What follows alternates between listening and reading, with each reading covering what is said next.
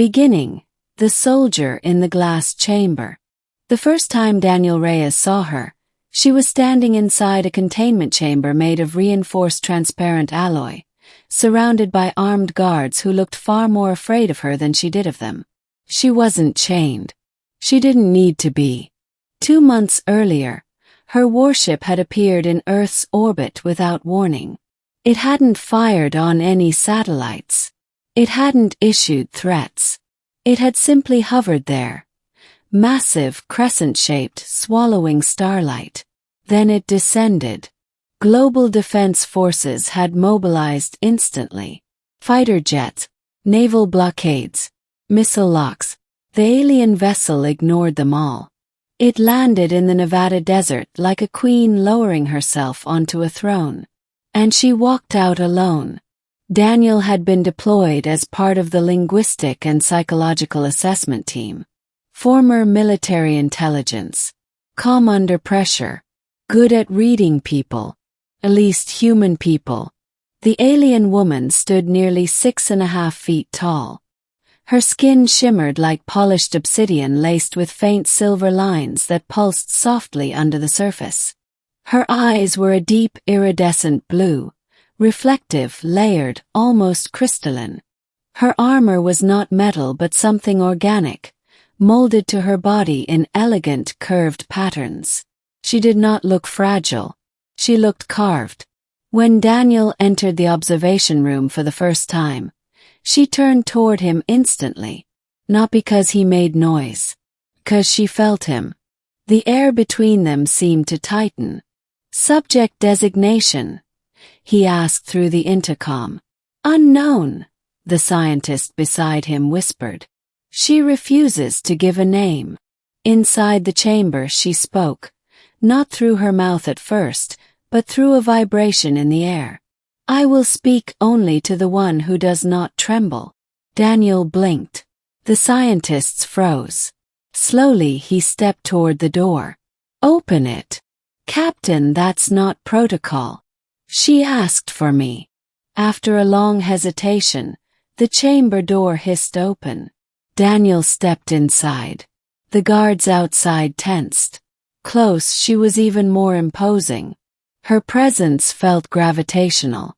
She studied him, eyes scanning his posture, heartbeat, breathing. "You are unafraid," she said aloud now, her voice layered, harmonic, as if 2 tones were speaking at once. "I am," Daniel replied honestly. "I just don't show it." Her head tilted slightly. "Interesting." Silence stretched between them. Finally Daniel broke it. "My name is Daniel Reyes." She considered this. Then she spoke. "I am Vaelthera of the Kethari Dominion." The name rolled like distant thunder. "And why?" Daniel asked carefully. "Did you come here, Vaelthera?" Her eyes did not blink. "To determine whether your species is worth sparing." Middle. The warrior who felt nothing. The world panicked when that statement was translated. Worth sparing. It implied judgment. It implied power. It implied that Earth was not equal. Over the next weeks, Daniel was assigned as her primary communicator. Vaelthera refused to speak to anyone else. She dismissed generals, ignored diplomats, but she spoke to him. The Kethari Dominion, she explained, had expanded across star systems for millennia. They did not conquer for territory. They conquered for stability. Species that demonstrated uncontrolled aggression or unsustainable technological growth were corrected. Corrected? Daniel asked. Neutralized. The word was delivered without emotion. "You're here to decide if we deserve to exist," he said. "Yes." "And what are the criteria?" "Unity. Emotional regulation. Predictable development." Daniel laughed quietly. "We're failing that test already." Vaelthera didn't smile. Her people did not operate through emotion the way humans did. They valued strength, efficiency, precision.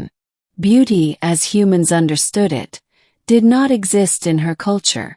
At least, not the way Daniel would come to understand. Over time he noticed something. Vailthara was different from the reports they had intercepted.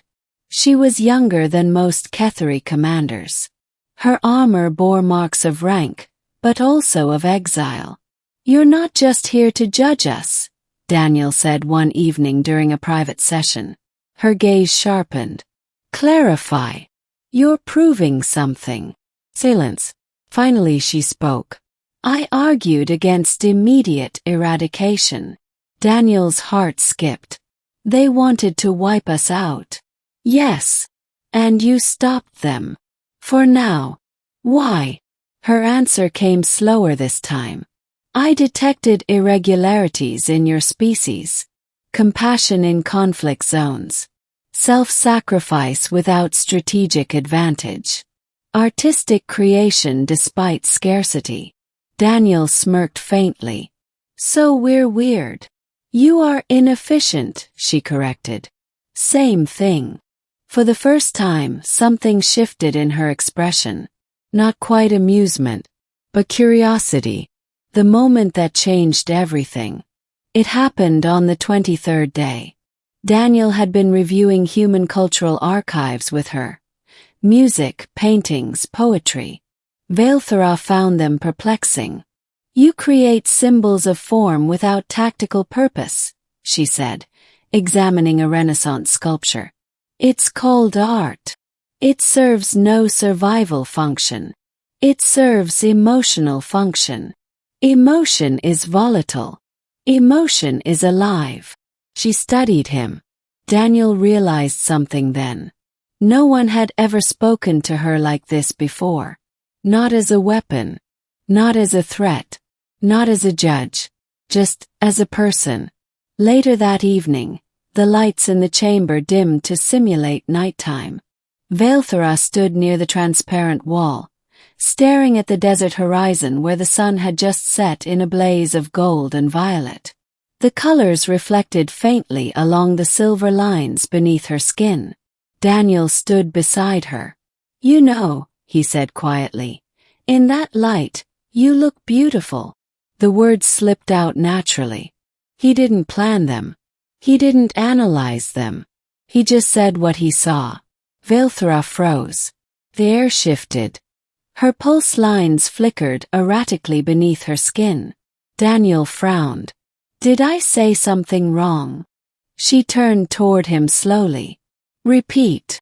"You look beautiful." Silence crashed between them. Her breathing became uneven, the first time he'd ever seen it change. "In Kethari society," she said carefully, "a statement of aesthetic admiration directed toward a warrior caste individual is non-existent." Daniel blinked. "No one's ever told you that." "No. Seriously." Her voice dropped softer. "I was engineered for conquest. Optimized for intimidation. My physical structure is evaluated only for combat efficiency." Daniel felt something twist in his chest. "They never called you beautiful." "No." The word came out fragile. And in that moment he understood something profound. She wasn't just a commander. She wasn't just a judge. She was someone who had never been seen, only measured. "I meant it," Daniel said gently. Her gaze searched his face for deception. She found none. The silver lines beneath her skin shifted, not pulsing sharply as before, but glowing warmer, softer. "I do not understand this sensation," she whispered. "It's okay," he said. "It destabilizes my cognitive balance. That's called feelings." Her eyes narrowed slightly. "Your species is dangerous." He grinned. "Yeah, we get that a lot." The conflict. Word of their growing rapport reached the Kethari fleet. 3 warships entered orbit without warning. Global panic ignited again. Vailthara was summoned via secure transmission. Daniel stood beside her as a towering holographic projection of a Kethari high commander appeared. Taller, more armored, eyes cold as dying stars. Vailthara, the projection intoned. Your evaluation period has exceeded optimal duration. I require more data, she replied evenly. You are compromised. Her pulse lines flickered. I am objective. You display neurological fluctuations inconsistent with warrior protocol. Silence. Then the High Commander's gaze shifted to Daniel. The human. Daniel felt like prey under a predator's stare. He is irrelevant, Vailthara said quickly. Incorrect. He is influence. The projection leaned forward. Emotional contamination is a liability. You will complete assessment within 72 cycles. Or we will. The transmission ended. Daniel exhaled slowly. That didn't sound good. Vailthara stood rigid. If they conclude instability, they will neutralize both the planet and me. Well, Daniel muttered. No pressure. She turned to him. This is your fault. He blinked. Excuse me. You introduced destabilizing variables. You mean kindness? Yes. He stepped closer. Is it destabilizing because it's weak? Or because it's powerful? Her eyes widened slightly. No one had challenged Kethari doctrine like that before. Beauty, he continued softly, isn't inefficiency. It's recognition. It means someone sees you beyond function. Her breathing trembled faintly. I was not designed to be seen. Maybe that's the problem. The decision. Over the next 2 days, Vailthara changed. Not visibly to the others. But Daniel saw it. She asked about human childhoods. About compliments. About love. About why people paint sunsets that vanish in minutes. You accept impermanence, she observed. Yeah, he said. That's what makes it matter. On the final day, the Kethari fleet demanded her verdict. Global leaders gathered in underground bunkers. Daniel stood beside her inside the chamber.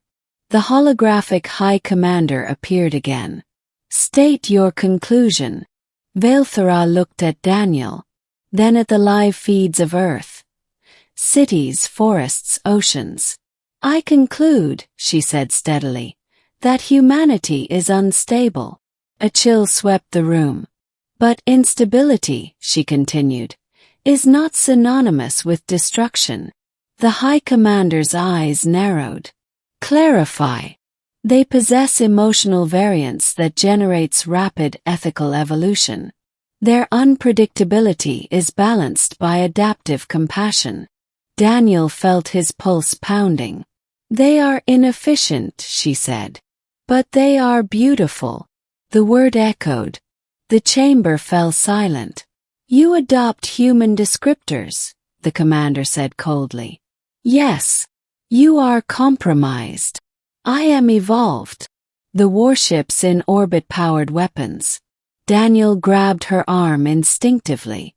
If they fire. They will not, she said quietly. She stepped forward. If the Dominion seeks to eradicate humanity, you must first eradicate me. Silence stretched across space. Finally, the High Commander spoke. You would betray your species for them? For truth. The projection flickered, then vanished. Minutes passed. No attack came. Slowly, the Kethari ships withdrew from orbit. Ending. The woman who learned to see herself. Vailthara was stripped of rank, exiled from military command. But Earth was spared. Weeks later, her ship, repaired and functional, remained grounded in the desert. She stood beside it, looking uncertain. You could leave, Daniel said. Yes. Will you? She studied him. In Kethari history, exile is equivalent to death. On Earth, he said softly, it's called a new beginning. She looked at her reflection in the polished surface of her ship. For the first time, she did not evaluate structural symmetry or combat readiness. She saw the silver lines glowing gently beneath her skin. She saw someone who had once been engineered only for war. And someone who had been called beautiful. "I do not know how to exist without purpose assigned to me," she admitted. "Then choose your own."